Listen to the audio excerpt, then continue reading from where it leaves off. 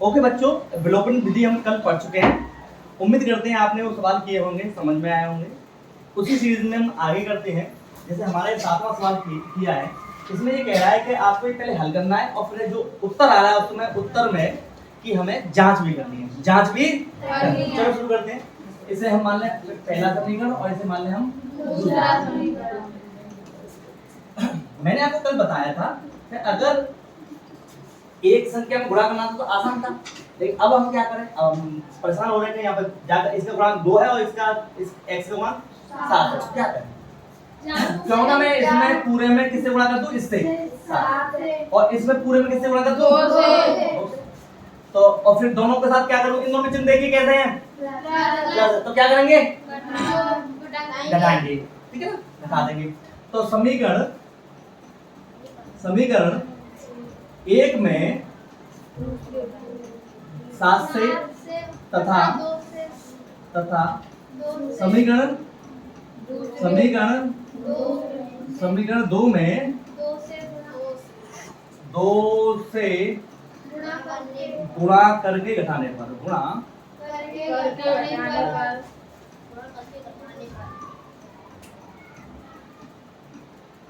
कर ले 7 का, तो 7 दूनी 14, फिर 7 दिया 21 22 बराबर 13 7 91।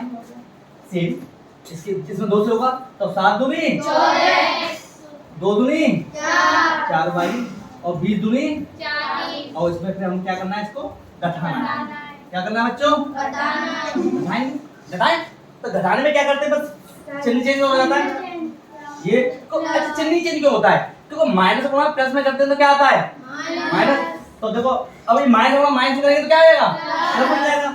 और यहाँ पे भाई प्लस है तो प्लस को माइनस करेंगे तो क्या बन जाएगा, माइनस। ये तो इसमें ये आप कट गया इसका, तो माइनस के 21 प्लस के 4, माइनस के 21 और प्लस के 4 22 91 माइनस के 40।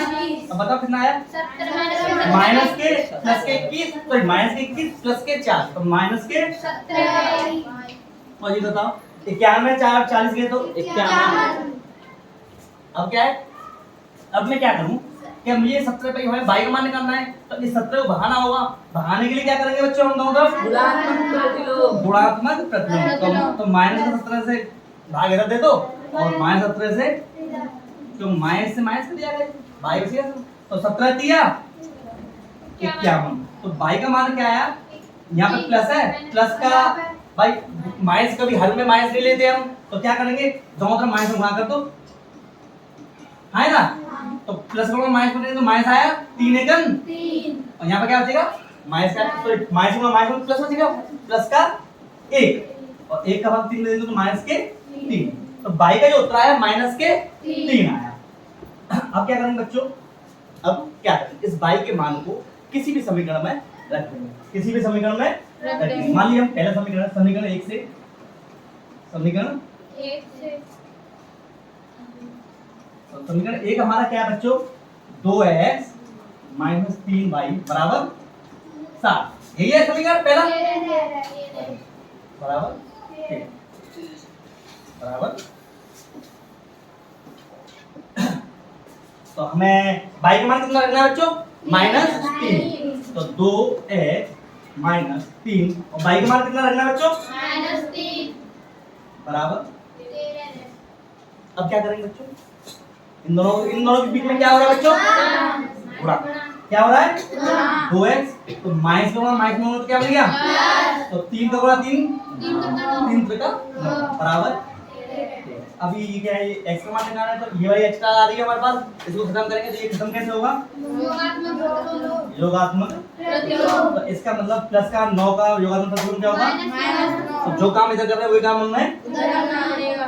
तो माइनस के 9 दोनों तरफ घटा दें तो ये इसमें खत्म हो जाएगा, देखा 2x बराबर 13 में 9 गए तो 4, 2 से भाग दे दो, 2 से भाग 2 कट गया, x बराबर क्या आएगा 2, x बराबर हमारा 2। तो y का मान माइनस 3 आया और x का मान आया 2। अब हमें हल करना है, चेक करना है कि हमारा ये उत्तर आ रहा है वो सही है या नहीं। चेक कर लें तो हमारा किसी भी समीकरण रखो, चाहे इसमें रख लो चाहे इसमें रख लो, या दोनों चेक करने होते हैं। चलिए तो पहला हमारा समीकरण क्या है 2x, यहाँ पे लिख लीजिए चेक, जांच करने के लिए जांच कर लें, चलो जांच करें, यहाँ पे जांच करें तो हमारा क्या है 2x माइनस 3y बराबर 13 कितना आना चाहिए हमें, तो x यहाँ पे हमें क्या रखना है, y की जगह हमें क्या रखना है, ये देखिए तो x यहाँ पे हमें कितना रखना है 2, तो 2 इन दोनों के बीच में क्या हो रहा है गुणा, तो 2 गुणा 2 माइनस 3, y के क्या करना है माइनस के 3, अब देखो 2 दूनी माइनस प्लस 3 से का 9 9 4 आया 13 नहीं आया। अब आप अगली स्टेप को आप कीजिए, इसको इस वैल्यू को x की पे आप रखिए आप 2 और y की रखिए माइनस के 3, चेक करिए इतना आ रहा है नहीं आ रहा है, ठीक है। ओके बच्चों अगला सवाल करते हैं इसी कड़ी में, ये कह रहा है 3x माइनस y बराबर -2, 3x प्लस 4y बराबर माइनस के 70।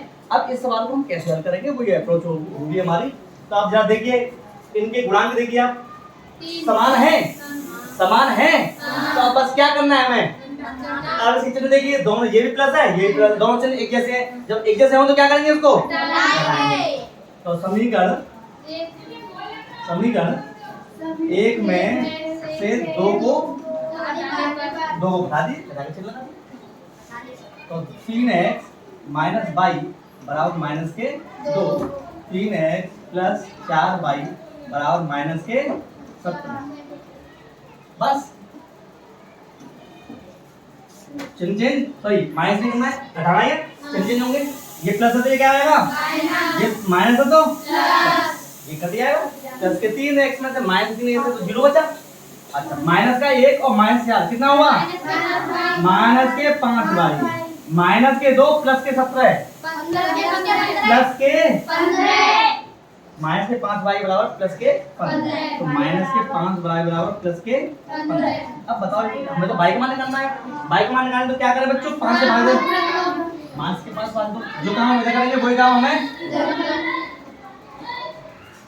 माइनस के 5, इससे ये खत्म हो गए 5 प्लस का भाग माइनस में देंगे तो क्या आता है माइनस y बराबर माइनस के 3, y का मान मिल, अब ऐसे हम y का मान किसी भी समीकरण रखो, पहले में रख दो है दूसरे में, तो 3x माइनस y बराबर माइनस के 2, तो y का मान कितना रखना है हमें माइनस के, तो 3x माइनस y के बराबर क्या करेंगे माइनस के बराबर माइनस के 2। यहाँ पे गलती क्या करते हैं बच्चे कि यहाँ पे माइनस एक बार लिख के ये नहीं माइनस लिखते हैं, तो ये लिखा हुआ है यहाँ पर ऑलरेडी, ऐसा नहीं करना है, ये जो वैल्यू है वही वैल्यू रखेंगे, तो y का मान माइनस 3 है ये तो इसमें दिया हुआ है, ये गलती नहीं करनी है। आगे करते हैं तो 3x और माइनस क्या बन गया बच्चों 3 बराबर माइनस के 2। अब क्या करेंगे ये x का मान निकालना है वो छुपा लीजिए, इसके साथ एक प्लस में एक्स्ट्रा आ रहा है तो इसका मतलब इसको क्या करेंगे हम तो इसका मतलब खत्म कर दो -3 इसमें करेंगे, जो काम इसके साथ करना है वही हम,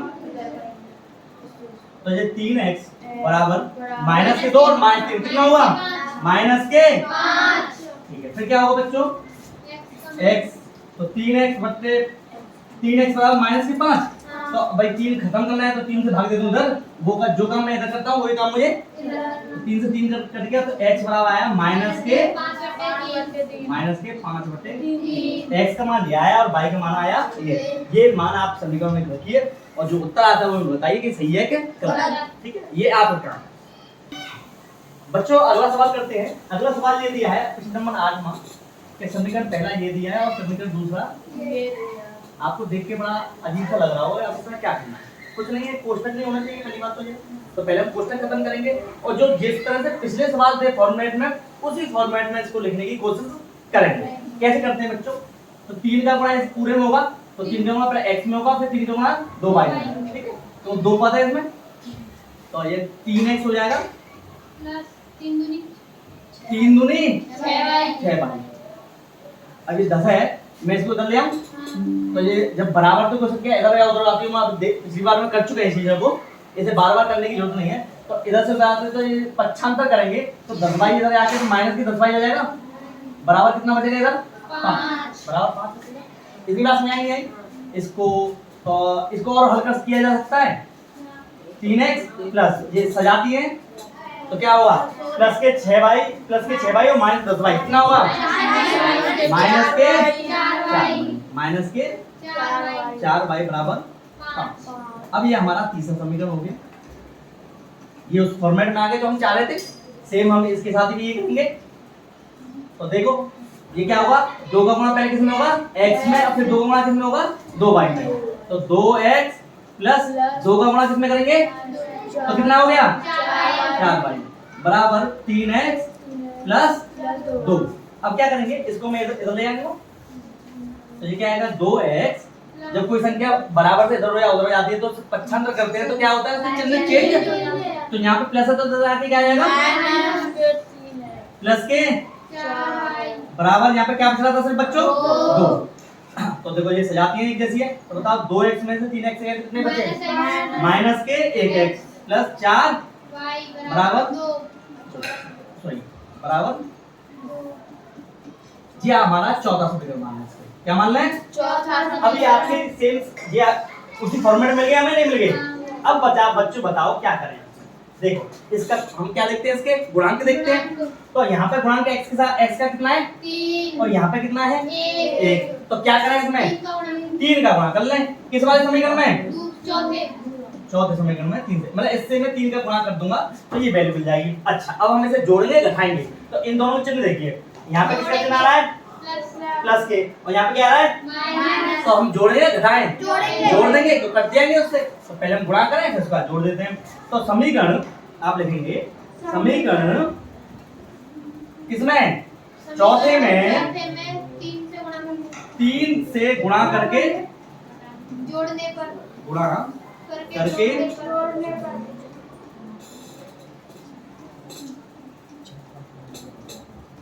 जोड़ने पर तो करिए गुणा भैया। तो इसको तो हम इसके साथ तो कोई छेड़छाड़ नहीं करेंगे।